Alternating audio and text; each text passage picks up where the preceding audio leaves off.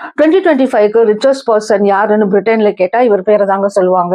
ஆனா இதுல என்னப்பா இருக்கு, எல்லாரும் எல்லா ஊர்லயும் தான் ரிச்சஸ்ட் பர்சன் இருக்காங்கல்ல அப்படின்னு கேக்குறீங்களா? இதுல ஆச்சரியமான விஷயம் இருக்குங்க. என்னன்னா இவர் ஒரு இந்தியன். இவர் பேர் பாத்தீங்கன்னா கோபிச்சந்த் ஹிந்துஜா. இவர் வந்து ஹிந்துஜா குரூப்ஸ் ஆஃப் கம்பெனியோட ஓனர். கோபிச்சந்த் ஹிந்துஜா ஃபேமிலியோட சொத்து மதிப்பு பாத்தீங்கன்னா அப்ராக்சிமேட்லி 33.67 lakh crore rupees.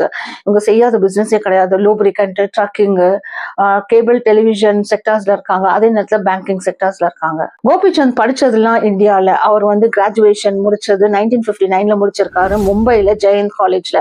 அதுக்கப்புறம் அவர் வந்து எக்கனாமிக்ஸ் ரிச்மண்ட் காலேஜ் இன் லண்டன்ல முடிச்சிருக்காரு. அதுக்கப்புறம் தான் அவர் வந்து பிசினஸ் ஸ்டார்ட் பண்ணியிருக்காரு. 1984ல கோபிச்சந்தோட லீடர்ஷிப் அண்டர் கல்ஃப் ஆயில வந்து அக்வயர் பண்ணியிருக்காங்க. கரெக்டா 3 வருஷம்க்கு அப்புறம் அவங்க அசோக் லீலாண்டையும் அக்வயர் பண்ணியிருக்காங்க. யார் ஃபேமிலியில தான் பிரச்சனை இல்லை, எல்லார் ஃபேமிலி மாதிரி இவங்க ஃபேமிலிலையும் பிரதர்ஸ்குள்ளார நிறைய பிரச்சனை வந்ததுங்க. நிறைய லைஃப்ல வந்து ரஃப்பான ஃபேஸஸை இவங்களும் சந்திச்சாங்க. கோர்ட்டு, இந்த வீடு, இந்த மாதிரி அலைஞ்சிட்டு இருந்தாங்க. இது வந்து ரொம்ப லாங் லாஸ்டிங்கா போயிட்டு இருந்தது அன்டில் நவம்பர் 2022 வரைக்கும். ஆனா அதுக்கப்புறம் அவங்க முடிவெடுத்து ஒற்றுமையா இருக்கணும்னு நினைச்சாங்க.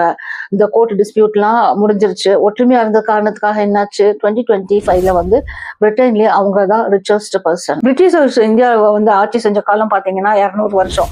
அதுலயே வந்து அவங்க நிறைய இந்தியாவோட வெல்த் எல்லாம் லூட் பண்ணிட்டு போயிட்டாங்க.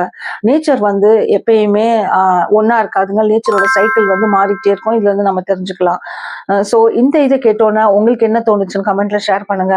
இந்த மாதிரி குட்டி குட்டி தகவலுக்கு என்னுடைய சேனலை சப்ஸ்கிரைப் பண்ணி